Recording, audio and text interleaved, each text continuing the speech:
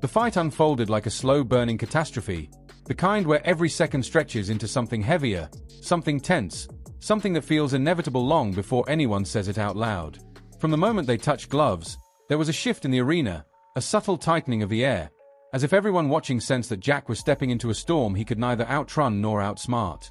Islam opened the championship bout with the kind of precision that doesn't announce itself loudly but makes its presence known immediately. 2 vicious calf kicks landed before Jack had even begun to settle into his rhythm, each strike echoing like a warning shot. It wasn't just the damage that mattered. It was the message behind it. The reminder that pressure doesn't always come in the form of a clinch or takedown. Sometimes it's in the way a fighter effortlessly unravels another man's foundation with nothing more than a few carefully chosen kicks. Jack tried to circle, tried to find the space that had always made him dangerous, but Islam never gave him more than half a breath. The takedown came quickly, too quickly for anyone expecting a slow, cautious start. One moment Jack was upright, trying to plant weight on that rapidly deteriorating lead leg, and the next he was sitting on the canvas with Islam already working his hands together with a kind of efficiency that told a story. This wasn't just wrestling. This was dominance built from years of repetition, years of understanding how to turn split-second opportunities into suffocating control. Jack scrambled, fought the hands, fought gravity, fought everything except the inevitable. He stood for a moment, a flicker of defiance in the chaos, but Islam climbed to his back and locked his legs in place like steel bars snapping shut. No one had ever done this to Jack.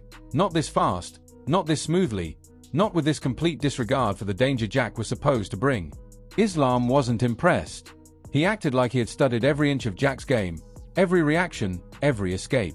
He rode the movement like a man walking downhill, calm, unaffected, fully aware he'd get wherever he needed without strain. The round ended with a small smear of controversy, a couple of shots after the bell that earned a stern warning but changed nothing. Jack walked back to his corner breathing hard, not from exhaustion but from the weight of understanding exactly what he was up against. The second round only made the reality clearer. Islam, known for mauling opponents with grappling, was now comfortably beating Jack in the striking exchanges. Sharp kicks, sneaky high shots, and a confidence that radiated through every movement. Jack landed a few clean punches and for a heartbeat the crowd tightened, sensing a shift, but the shift never came. Islam took the shots, absorbed them without panic, and dragged Jack right back into his world where control wasn't requested but taken. Another takedown. Another stretch of control that felt endless. Islam wasn't chasing submissions with reckless urgency. He was wearing Jack down piece by piece, reducing his explosiveness, draining his patience, squeezing the fight out of him without ever having to say a word. Jack's leg, battered and welting, barely held weight now. Every time he tried to frame or build to his elbow, the leg would betray him. Islam hovered above him, not rushing, not improvising, just executing the blueprint of a man who had spent his entire life perfecting the art of breaking an opponent systematically. By the third round, Islam's striking had become a weapon just as dangerous as his wrestling. Jack landed a flurry that momentarily rallied the crowd, body shots, and an uppercut that backed Islam up. But even in retreat, Islam looked collected, aware that chaos was temporary and control was inevitable. He let Jack come forward, let him believe something was shifting, before taking him down again with mechanical ease. The ground control was approaching double-digit minutes, a number that only reinforced the gulf in skill and experience. Jack fought hands, hips, wrists, anything he could reach, but it wasn't enough. Not against someone like Islam, who could switch from wrist rides to triangles to Kimura traps with quiet, unhurried precision. The fourth and fifth rounds blurred into a pattern that felt like watching a masterclass. Jack's desperation grew, his reactions sharper but increasingly frantic. Islam's calm grew too. He feinted, froze Jack repeatedly, then shot under the arms and took the fight back to the canvas as if gravity itself favored him.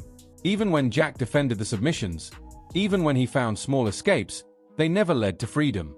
Every escape route ended in another trap, another weight shift, another body triangle squeezing oxygen from resolve. His right leg, wrecked from the opening minutes, barely responded. He stood heavy, moved reluctantly, fought instinctively instead of strategically because the strategy had been stolen from him early on. Islam's final stretch of domination felt like watching a sculptor carve away the last unneeded pieces. Over 12 minutes of ground control, multiple submission threats, constant positional superiority. By the time the last minute approached, even Jack's corner seemed resigned. Islam wasn't just winning a fight. He was asserting a hierarchy. 2 weight classes, two divisions of contenders, and yet still moving with the ease of someone who believed no one in the arena, not even the champion, belonged in the same conversation. The final submission attempt sealed the performance, a tight, calculated closing statement that didn't need to finish the fight to make its message loud enough for everyone to hear. The bell rang like punctuation, ending a masterpiece crafted over 25 relentless minutes.